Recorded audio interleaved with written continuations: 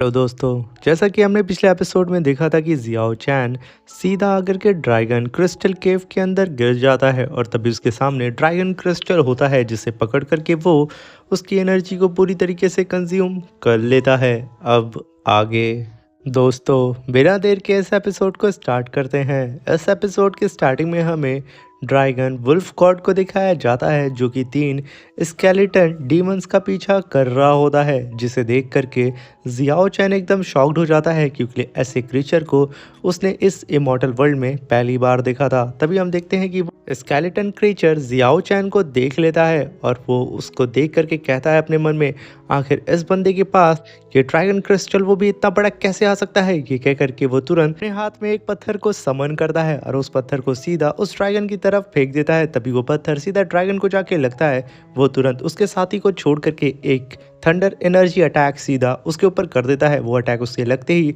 उसके कई सारे टुकड़े हो जाते हैं। ये देख करके जियाओ चैन कहता है कि इस कमीने डीमन स्केलेटन ने जब पत्थर मारा था तो मुझे लगा था वो अपने साथी को बचाना चाहता है, मगर वो तो उस ड्रैगन का ध्यान अपनी तरफ आकर्षित करना चाहता था और यहाँ पे उस ड्रैगन से तो वो मुझे पिटवाना चाहता था। तभी जियाओ चैन के सामने वो ड्रैगन आ जाता है और उसके ऊपर काफ़ी तेज़ी से अटैक करने वाला होता है। तभी जियाओ चैन एक जंप लगा करके उसके ऊपर सवार हो जाता है और उस ड्रैगन क्रिस्टल को सीधा उस ड्रैगन के अंदर घोंप देता है। और तभी हम देखते हैं कि वो ड्रैगन काफ़ी तेज़ी से उड़ता हुआ जियाओ चैन को एक पत्थर से ले जा करके दे मारता है। उसे काफ़ी चोट लगती है, इसलिए जियाओ चैन तुरंत नीचे गिर जाता है। तभी वो थंडर ड्रैगन काफ़ी तेज़ी से आकर के जियाओ चैन के ऊपर अटैक कर देता है। जियाओ चैन अपने सामने उस ड्रैगन क्रिस्टल की पावर को यूज़ करके उस ड्रैगन के अटैक को होल्ड करने की कोशिश करता है।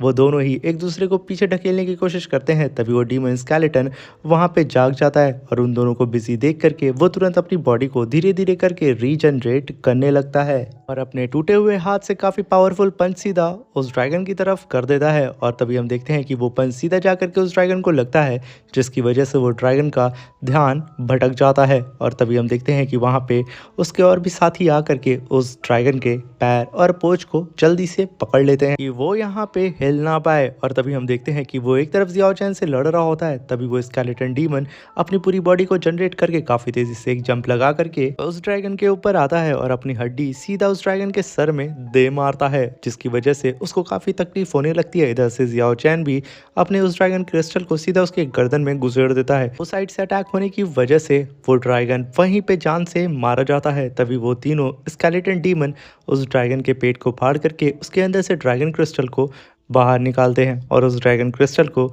बारी बारी करके थोड़ा थोड़ा आपस में बांट देते हैं। और तभी हम देखते हैं जियाओ चैन पीछे खड़े होकर के उन लोग को देखता है, क्योंकि वो लोग काफ़ी खतरनाक उसे नज़र आ रहे होते हैं। और जैसे ही वो डीमन स्केलेटन एक एक पत्थर ले लेते हैं, वो तुरंत उसकी एनर्जी को वहाँ पे एब्जॉर्ब करने लगते हैं। जियाओ चैन को ये समझने में देर नहीं लगती है कि ये लोग अब पक्का उसके ऊपर अटैक करेंगे। उससे पहले ही वो वहाँ से भागने की कोशिश करता है, मगर तभी एक स्केलेटन डीमन पलट करके जियाओ चैन की तरफ देखने लगता है। और तभी हम देखते हैं कि जियाओ चैन वहाँ से जो दबे पाँव भागने की कोशिश कर रहा था, उसके पॉकेट से कुछ स्टोन नीचे गिर जाते हैं। ये वो स्केलेटन डीमन देख लेता है, जिसके पास थोड़ा दिमाग कम होता है। वो जियाओ चैन को सोचता है कि अगर उसे वो मार देगा तो इस ड्रैगन की तरह वो उस जियाओ चैन के अंदर से भी कई सारे हाई ग्रेड के ड्रैगन स्टोन को बाहर निकाल सकता है। जियाओ चैन तो दबे पाँव वहाँ से खिसकने की कोशिश करता है। तभी हम देखते हैं कि वो थर्ड स्केलेटन डीमन अपने बॉस से कहता है कि बॉस क्यों ना हम लोग इसे मिल करके मार दें और इससे कई सारे ड्रैगन स्टोन को हम हासिल कर सकते हैं। जिससे सुन करके उसका बॉस उससे मना करता है और उससे कहता है कि हम इसे मारेंगे नहीं। ये सुन करके उसके तो यहाँ पे कुछ पल्ले नहीं पड़ता है।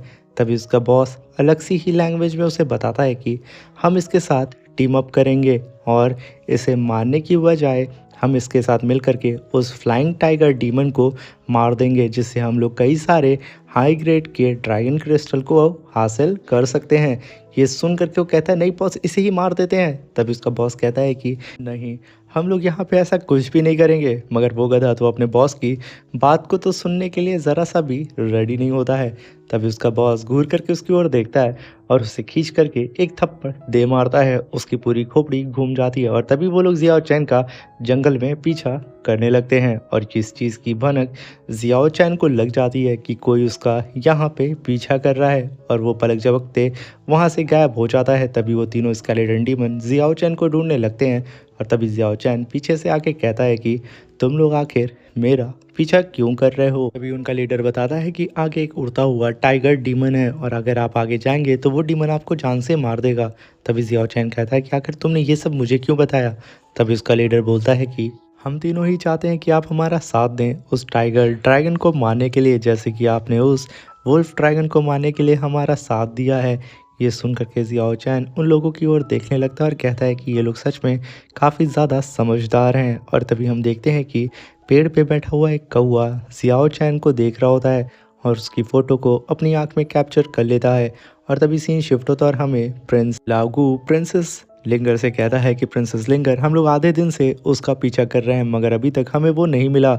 और इसके आगे जो हमें ये फॉरेस्ट दिख रहा है जो बेजान सा पड़ा हुआ है और यहाँ पे कई सारे स्केलेटन्स हैं, ये एक खतरनाक जगह है, अगर हम आगे जाएंगे तो हमारे लिए सिर्फ मौत है। जिसे सुन करके प्रिंसेस लिंगर कहती है कि अगर ये खतरनाक जगह है तो वो कमीना जियाओ चैन भी वहीं पे छुपा होगा। तभी हम देखते हैं कि वो कौवा काफ़ी तेज़ी से उड़ता हुआ सीधा प्रिंस लाओगू के पास आ रहा होता है। तभी लाओगू अपने हाथ में उसे बैठाता है और उसकी आंखों में देखने लगता है जिसमें उसे जियाओ चैन की तस्वीर नज़र आ रही होती है। तभी वो प्रिंसेस से कहता है कि प्रिंसेस आप सही बोल रही थी, वो कमीना हमारे बिल्कुल करीब है।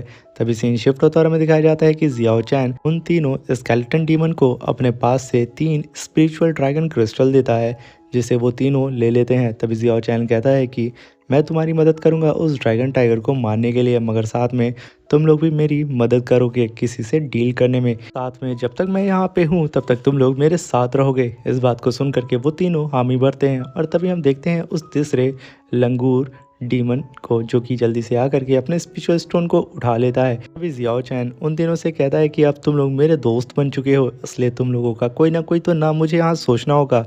जैसे कि तुम लोग एक इमॉर्टल बीइंग हो उसी तरीके से तुम्हारा नाम भी कुछ होना चाहिए। तभी जियाओ चैन पहले का नाम रखता है किंग यामा, दूसरे का नाम रखता है किंग ऑफ रेनकार्नेशन और तीसरे का नाम रखता है किंग क्वीन।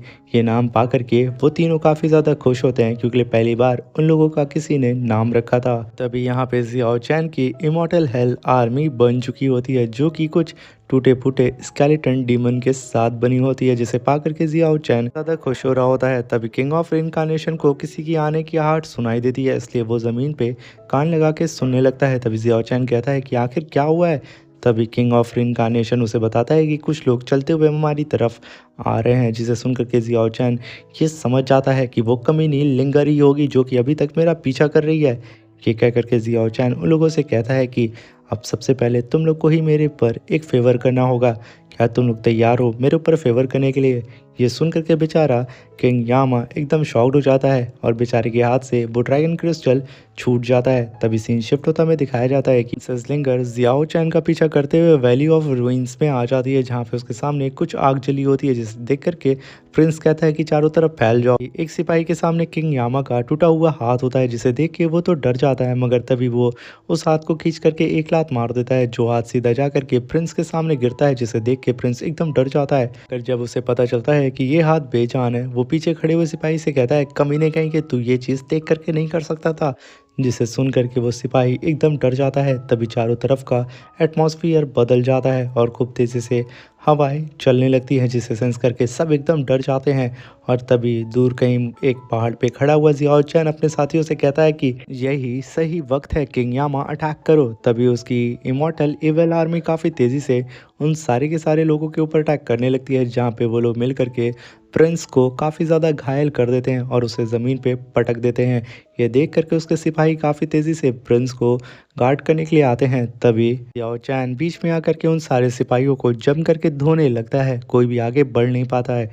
और तभी हम देखते हैं कि किंग ऑफ इनकारनेशन ज़मीन के अंदर से जा करके 3 सिपाहियों को बहुत बुरी तरीके से पीट देता है।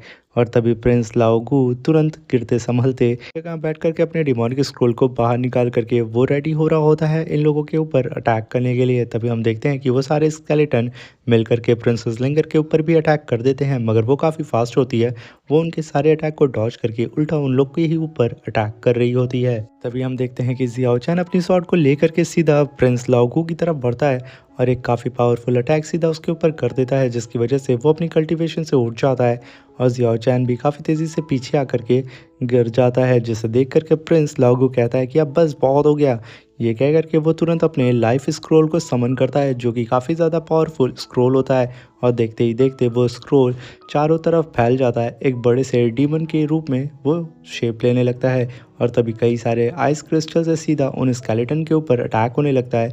यहाँ तक कि जियाओ चैन के पैर भी वहाँ पे फ्रीज़ हो जाते हैं और तभी वो सारे के सारे डीमन स्केलेटन भी वहाँ पे पूरी तरीके से फ्रीज़ हो जाते हैं।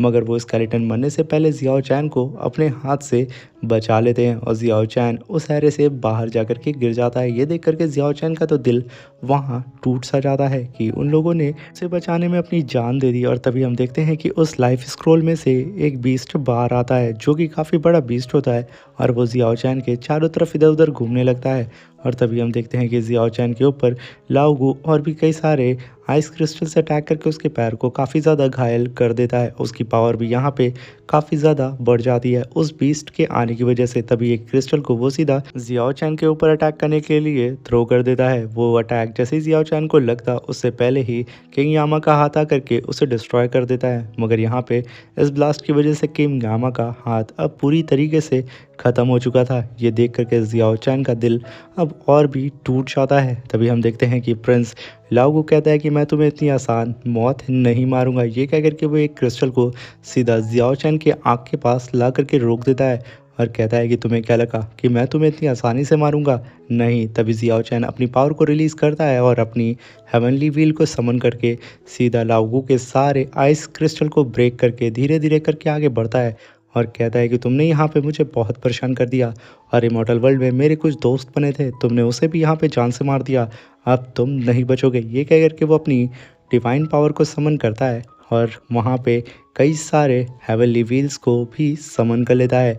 और इसी के साथ हमारे ये शानदार सा एपिसोड ख़त्म हो जाता है। दोस्तों अब मिलते हैं इसके नेक्स्ट एपिसोड में, तब तक के लिए अपना ख्याल रखें, सावधान रहें और आप सबसे तहे दिल से विनती है कि आप लोग मेरे चैनल को सब्सक्राइब करके बेल आइकन को ज़रूर दबाएं और लाइक बटन को ज़रूर प्रेस करके जाएं।